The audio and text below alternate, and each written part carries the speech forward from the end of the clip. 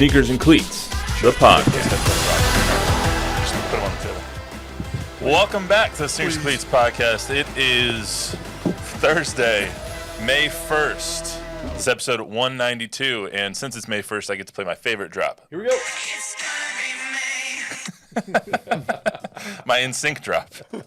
I get to Never play gets old. I get to play it one day a year, guys. Just let me have my thing. I get to play with my switchboard over here. Just let me do my thing. Anyway, I didn't know we had drops built in. That's cool.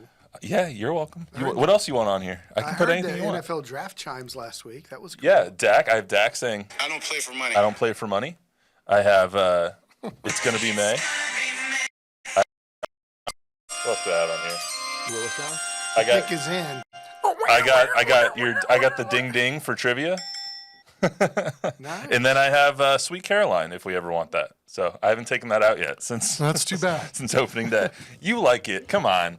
Anyway, Who doesn't like Sweet Caroline? You don't like Sweet Caroline? I like Sweet Caroline. no, him. I don't don't like- love it. He doesn't like It Sweet. was okay the first 8 million times you heard it, but I mean, how many times more do you need to hear it? One Not a more? big Neil I'm just Diamond kidding. guy. Really? Or Red Sox. Okay, well, But you don't like Neil Diamond in general? In general, I'm not a huge fan. It's just, you don't bring me flowers anymore. you know we're already we're only 2 minutes in. We're already off the rails. So anyway, yeah, if you ever need drops to put in here, I can put anything you want. Awesome. So, Chuck Miketinac, Don Harris, Matt Roy on tap. We have a lot going on, but first, subscribe to the YouTube channel.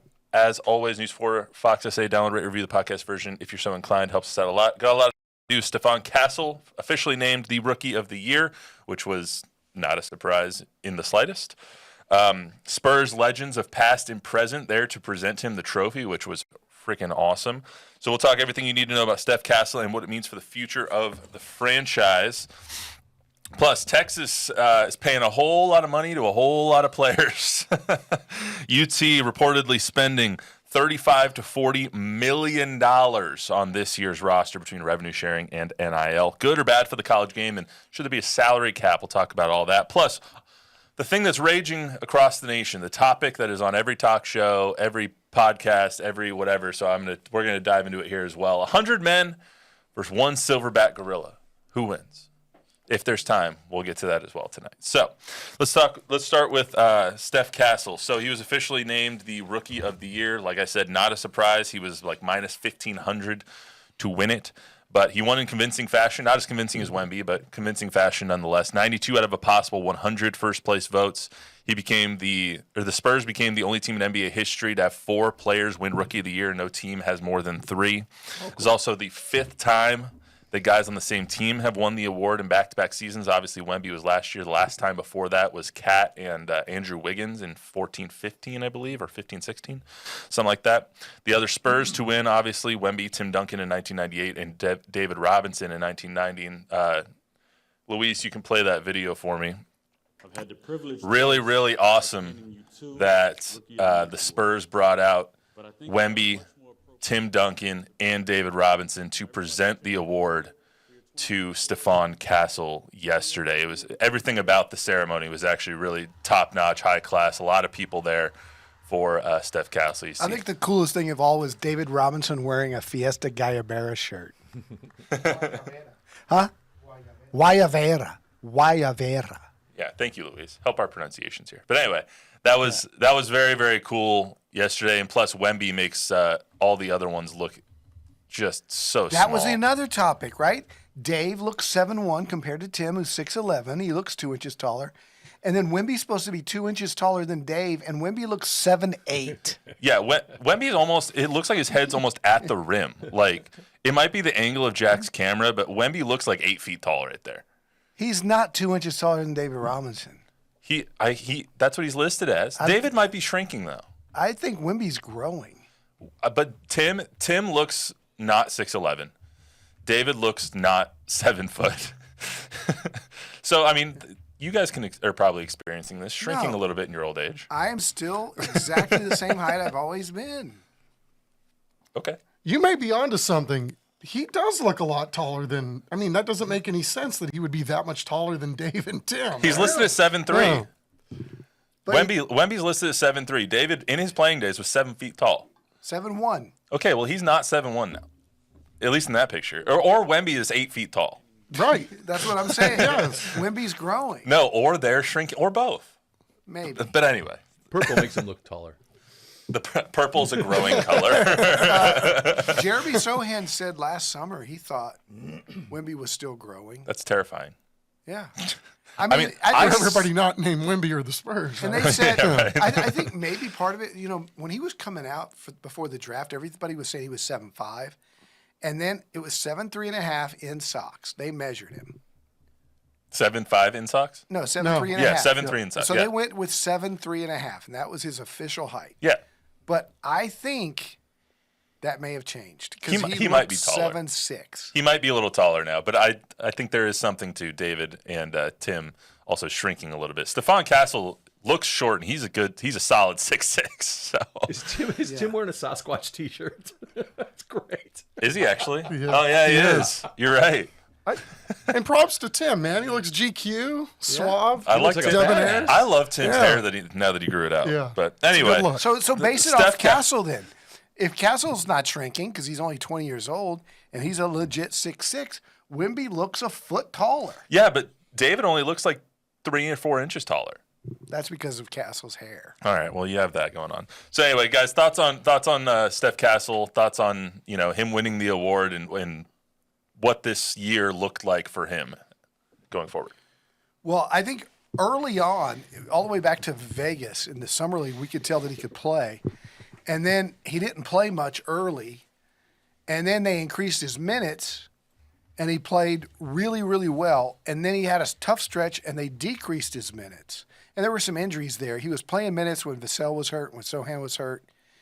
And when those guys came back, they put him back on the bench, and his minutes went from, I don't know, 26 to 15, and he wasn't doing great. And He also had that one incident where he got benched. he had a tough stretch. Yeah. A couple of weeks. But then after Fox and Wemby got hurt and they needed him to play more minutes, he had 24 games of 20 points or more. He led all rookies in points, field goals attempted, field goals made, assists, second in steals, something like that. So he had a dominant rookie season. Dominant. Yeah. I mean, Chuck. I think the thing that surprised me was not that he won, it's how much he won by. I mean, I didn't expect him to get 92 of the 100 votes, the first place votes. I mean, because, Zach Edey had a really good year too. He led the rookies in blocks, and the dude shot almost 70% from the field. The other kid from Memphis had a really good year before he got hurt. Well, He finished in the top 3, right? yeah, he was third. Jalen Wilson. So, yeah, I mean, I think that was what surprised me is that the consensus being pretty much a consensus. I mean, yeah, Castle had a great year. His stats were great. First in points, first in free throws made, first in steals. I'm doing this off the top of my head, so I apologize if I get one wrong. Assists, he was third. Rebounds, he was ninth. And then in minutes played, he was fifth. So, I mean, he was in the top 10 for most of the key categories. His plus minus, which you always look at, was also very good when he was on the court. However, I don't know how much you can take away from it sometimes because of just how bad the season was sometimes. Like, without Wemby, without Fox, Devin Vassell missed big stretches, Sohan missed big stretches. They needed somebody to step up alongside the old guys of Chris Paul and Harrison Barnes, who played all 82 games, and Steph obviously played 81 games. It's just like it's not a surprise that he won it to me because they needed somebody to score. Like, even on bad teams, somebody is getting 20 points a game. I think it's Keldon scored 20 points a game a couple of years ago. I'm not saying Keldon's horrible, but the team was bad. I think it's the way that he scores. The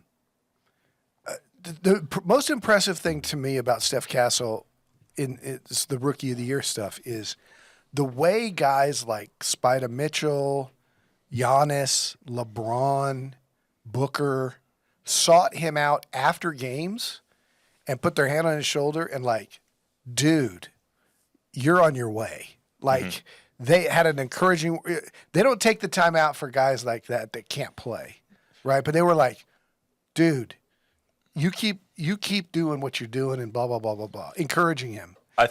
I think to that point, too, just not sorry to cut you off, when De'Aaron Fox was coming over, they're texting each other. Steph Castle, like, I want to play with you. I don't want you traded for me because I want to play with you and Wemby. So I think that goes another. Yeah, that goes to your point. And when you look at his strength and physicality getting into the paint, it's so hard to get into the paint in the NBA. And he was able to, that deceleration thing that he does, but he moves defenders. When they're trying to stay in front of him, he bumps while they're still out of position, and he pushes guys back and then dunks on them. And his strength of getting to the rim and finishing at the rim, he could still be a little bit of a better finisher. He missed some chippies, but he gets to the rim anytime he wants. He gets 2 feet in the paint. When he develops a little 10-foot Tony Parker floater, he's going to be in a little mid-range game. He's going to be absolutely unstoppable. Let's hear a little bit of a montage from Steph Castle yesterday during his winning press conference. Really, towards the end of the season, I had no doubt in my mind that, I'd be here. But, just to hear it, be official is definitely a different feeling. And, to hear it, right next to my family just made it way more special. The guys that I was surrounded with, every day, they made it super easy for me to, just play my game, play comfortable, be confident in it. Because like I said, the support that I get from those guys that, behind closed doors that nobody sees is very impactful. So when I was having down games, good games, I would always get support from them, no matter what. So, I feel like, that they're a big part of the reason why I'm here. Everybody in the NBA probably seen that, I was Rookie of the Year. So coming into next year, I can't really sneak up on anybody like I did this year. So, it's definitely a blessing to be in that position. I don't shy away from, any of those moments. So, just to get everybody's best shot is definitely a blessing. I like that he's kind of already thinking about next year. He's like, everyone's going to see me coming next year. I got to figure something out. So don't you want to hear that from your young budding superstar? 100%. Like you go into every offseason thinking, how can I add to my game, right? What's the one thing that I can really kind of add to the tool belt? And hopefully he's talking about that, thinking about that. And I'm sure the team has given him a list of, A, B, C, and D that they'd like to see improvement on next year. He can guard anybody too. That's another thing we haven't talked about is his defense. He will be a multiple-time All-Star. I don't know if it'll be 5 times, 6 times, 2 times, but he'll be a multi-time All-Star. Having seen him for a whole season, I forgot who your comp was before when they drafted him. SGA. Do you think SGA is the ceiling for him? Do you think it's more of a if SGA is a ceiling, we got he's MVP. Yeah. No, but he's better what's the future? As a rookie what's the than ceiling SGA was as a rookie. That's fair. He's better as a rookie, way better than Kawhi was. SGA was on a better rookie. Team as a rookie, though, wasn't he? Yeah, but I'm talking about their developed game. Yeah. He's so much better than Kawhi was as a rookie. Kawhi averaged 7 points a game. Of course, he was on a really good team. Yes, he was. He did. He also didn't have that outside shot. It took Chip a couple of years to develop that with Kawhi. So if he keeps developing, his ceiling could be. I don't know if they could be an MVP, but yeah, man. He's really, really good. Does his year qualify him now as untouchable status? Yes. Chuck, in any trade. No, because it depends on who's out there, right? If Devin Booker's on the line, and is Steph Castle off for Devin Booker? Yes, because you trade Devin, you trade Jeremy, you trade your 3 number ones, you trade anything that's not nailed down or named Wemby or Steph or Darren or Fox. Yeah. So there's 3 players. To you, there's 3 players on the roster that are untouchable. I would not give up Steph Castle because his upside is so great. You would have to trade for someone like, I'm just going to pull a name out of a hat, Luka. You would have to trade for someone like that to trade Steph. Well, yeah, it'd have to be a young guy for sure. What about Giannis? I would offer Giannis, if I was looking, because the Spurs might look at that. If Giannis is leaving Milwaukee, for Giannis, I would offer Keldon, Devin, Jeremy, number 8 this year, number 14 this year, 27 first rounder, 28 first rounder. So still no Steph. Steph, correct. You're going to need to include Steph in that deal. Nope. Chuck, to you, he's not nailed down? I don't know because call it. I mean I look at this. Well, no, he's definitely not nailed down. Not in my mind. Wemby's Not the only with this- person that's. Yeah, I mean when you look at what this team and how few wins they've had, granted, was better than last year. We've talked about that a lot. I don't think anything's off the table. I wouldn't say no. This is where we're going, and this is who's going to be here to do Wemby? this. Huh? I don't.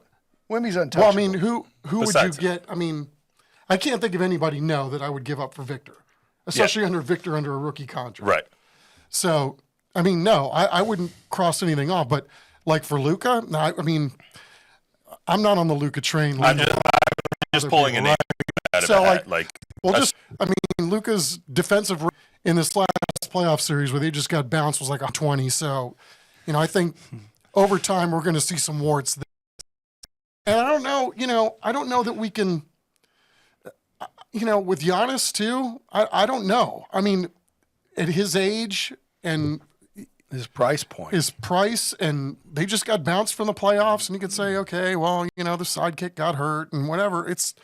There's a repeating theme here that, if you get Giannis, does it guarantee that you're going to make that huge jump? Probably. But in the long game, does it mean you're going to be a championship contender? I don't know. I'm not on the Giannis train either. I love Giannis. I love him. But I think they just stay the course. I'm with you. I was laughing about Luka because last night when he hurt his back, like I've felt that before. Like I have chronic back issues, so like when he goes down and he can't walk and he's like hobbling to the bench, I was sitting there with Jordan. I was like, that's probably a back spasm. I know how that feels. I know what that looks like. That's not good. I ran water through my nose laughing so hard last night after the game when Kenny and Shaq were criticizing the Lakers, and they were really criticizing J.J. Redick and some of the moves that he made during that series, and some of the lineups he went with, and the fact that LeBron. They were saying, "Look, we love LeBron. LeBron's one of the greats of all time and everything, but at 40, he doesn't play defense like he used to, and you can't have him guarding Julius Randle, who just abused him." And then Barkley said, "And Luka can't guard a chair." Well, he couldn't in the second half because his back was blown out. Well, I mean, that's like Giannis the other night couldn't stop Halliburton when the game was on the line. Dude, I don't know. When my back goes out, I can't bend down to touch my toes, and he's over there sinking 35-footers. Like Yeah. he played his best. Good old Uncle Toradol helped him out in that second half quite a bit. So. I want to get to the UT thing. Obviously, congratulations to Stephon Castle, and we'll talk more about the Spurs during this offseason as we get into free agency and the lottery, which is next 2 weeks from now, week and a half from now. So we'll get into that more as we go. But I want to get into the state of college football. So there's a report from the Houston Chronicle, Kurt Bowles, who that UT is spending $35 to $40 million on their football team next year between the $20.5 million in revenue sharing that'll be available in July and about $15 to $20 million in NIL money that comes from their Texas One fund. However, there's a caveat there that this might be kind of a one-time deal. 1 year. That they're phasing out the NIL for the revenue sharing. That doesn't mean that if a nice donor really wants to give some money, that they aren't going to be able to. But they're not planning on spending $35 to $40 million a year because it's not sustainable. However, even if you take the $20 million number, that is the full revenue share that you're allowed to do. for all sports. That's a crap ton of money that you're spending on amateur athletes. So when you hear this story, I think that like this was so shock and awe for me, at least, because you don't hear the numbers anymore when it comes to college football. You hear, this source says $4 million for this player or $1 million for this player or whatever, but you don't see the huge total numbers. That's not the total number. You know why? That's not including the third revenue arm of NIL, and that is individual endorsement deals. Like Quinn Ewers had Jeff Davis attorney. Red Bull is on Manning. That's additional money to those kids. Like Quinn Ewers didn't take any money from the collective. Yeah, his was all corporate sponsors. It was all corporate sponsorship. So that $40 million might be closer to like 50 or 60. Exactly. And so when you look at something like that, and then you have schools like UTSA, let's call it, that's struggling to pay $2 million to players, or even a little bit more than that. what is the state of college football now? Like, this is It's professional. There's going to be the NFL with its 30 teams. There's going to be college football with its 30 teams in the Big Ten and the SEC, and maybe a couple of stragglers from the ACC that move over, in Big 12. and maybe one or two, and then it's going to be everybody else. I don't think it's going to be that. I think it's going to be Power 4. I think it's going to be the Power 4 conferences. But Well, Yeah, I mean, at some point, schools are going to have to make a decision. Is it even worth being in the business of football? I mean, it's not tenable in a lot of different ways when you're talking about this kind of money going out from the entire organization, right? I mean, you talked about that money figure. I mean, that's more than a lot of baseball payrolls. well, to that point, as crazy. well, I don't know if you guys saw it last week. Kent State is going down to Division III because they just can't afford to be a Division I school anymore because of how expensive it is to try and keep up with the Joneses in Division I football now. Eventually, there has to be some sort of salary cap. There has to be some sort of structure. There has to be some sort of conference realignment to the point where 4 teams are here, the ones that can pay over $10 million a year for players. And then you have everyone else that has their own championship. UTSA isn't competing on the same playing field as UT and Texas A&M anymore. You could argue that they weren't anyway, but everyone in theory had a chance to win the title. because before it was legal, Well, even that, like Cincinnati, been doing it for 100 years. Cincinnati a couple of years ago made the college football playoff. Got destroyed, but at least made the college football playoff because of how good their players were. They weren't paying $20 million to players, but at least it was a level enough playing field to where you could potentially have a Cinderella. It's not anymore. There's no Cinderella possible. There's 2 issues. 1, the amount of money, and 2, the structure of when the transfer portal is open and how that can mess with your team and with your roster. For instance, UTSA lost Brandon High to Cal because Robert Henry was the number 1 back in the running back room. High didn't want to share all the carries, so he goes to Cal. Well, then, great. They still got Robert Henry.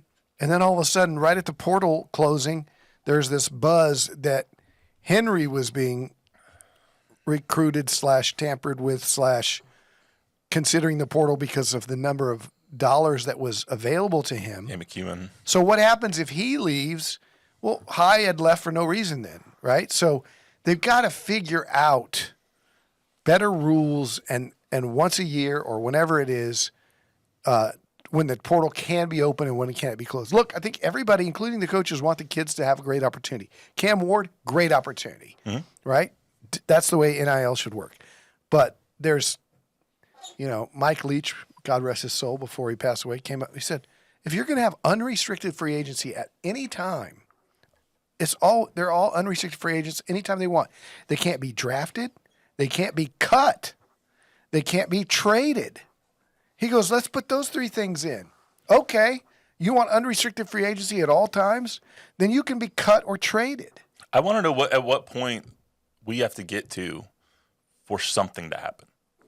Like how long? How long do we have to go until the government steps in or until the NCAA steps in again? I think the NCAA is just so freaking scared now. I think that trial is going to happen in July, right? Yeah. And then that's going to reset the number. That's why it's not going to be 40 million. It's going to be 20.5 for all It's going to be 20, for all teams, and then collectives can go away. Now, they'll still be cheating, and they'll still be the traditional NIL, which is Red Bull sponsorships or whatever the player can get. But the Wild West part of it will be tamped down. But when you have teams like Texas, you don't need the NIL. When you have teams like UTSA, they still need the Bob Wills and the April Ansira and the $1 million and a half dollars that they can get from those guys to add on to the 2.5 or whatever it is in revenue spending because they don't have those resources. Then maybe they'll allow collectives just to put a max number on it. Or you can allow collectives for schools that aren't already spending the max. You can spend up to 20.5. Yeah. No matter if it's revenue, no matter if it's NIL, no matter if it's anything. That would be a solution. Yeah. But I don't see them doing that now because it's hard to put the genie back in the bottle. It is, but somebody's going to have to do something at some point, right? I mean, you could start by making these kids sign contracts, make 2-year contracts, making them employees of the school. I mean, what else are they doing? Yeah, I mean, Sark said that the other day. Yeah, I mean, it's a great idea. I mean, it's just, I think it sucks for fans, and I'm counting myself as a fan, that the sport that we all grew up loving, which was for the good of the sport, for the good of the kids, for the good of college football. The reason people love college football is because it's for your team. It's for where you went to school. It's for the alumni. It's for everyone that's connected to the university. And now it's like, where's my money? It's turned into something that I don't recognize. And you know who's getting a free pass on this? Agents. Because it's the agents who are destroying the game. All right, guys. Last thing I want to get to here before we get out of here. 100 average men wander into a jungle. How old are they? Let's call them 28-year-old average size males. 5'10", 185. The average male in in the U.S. is 5'9", 200. That's overweight. He is overweight, but that's what I. Oh, well, I'm gonna have to clean that up afterwards. Knocked over your drink there, Don. It has a lid on it. Yeah, it's spilled anyway. Oh, wow.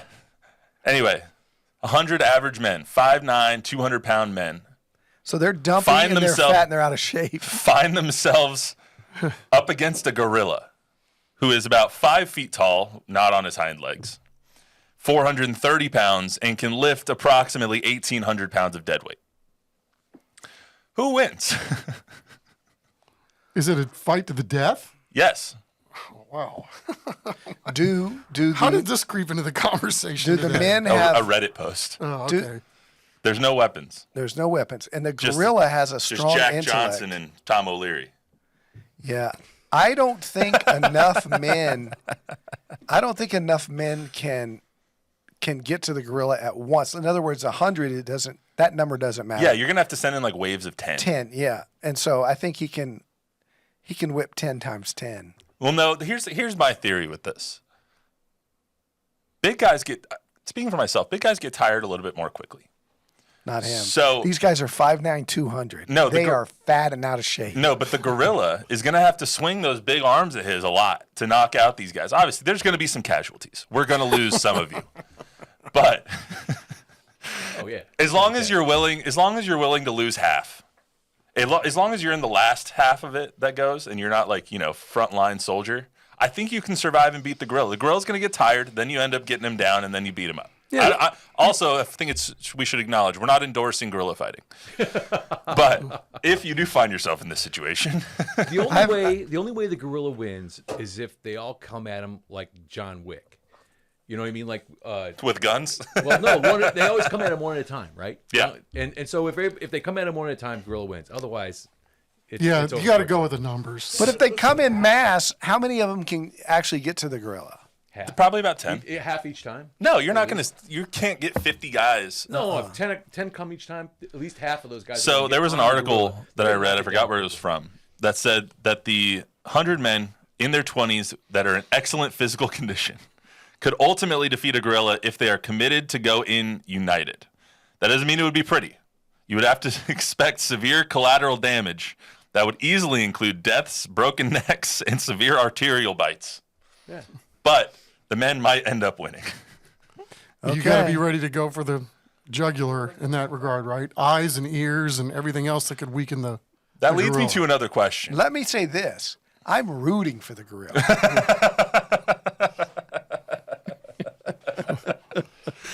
Let me ask you one other question. If you could pick one person, one human, to replicate 100 times and send those 100 clones to fight this gorilla, who would that one person be?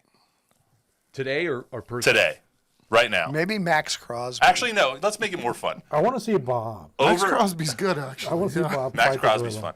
fun. How about prime Mike Tyson? Prime Mike Tyson, Deontay Wilder, who's going to be John, fighting. what about John Jones? John Okay, Bones there's Jones? another one, You give me yeah. 100 John Jones, I think they could take a gorilla. I would go with Mark Tuinei back in the day. God bless his soul. What about 100 Shaqs, prime Shaqs? No, not mean enough. Fair enough. You got to have somebody who likes to. Some of those MMA dudes. So are we arguing that the gorilla would win, or are we?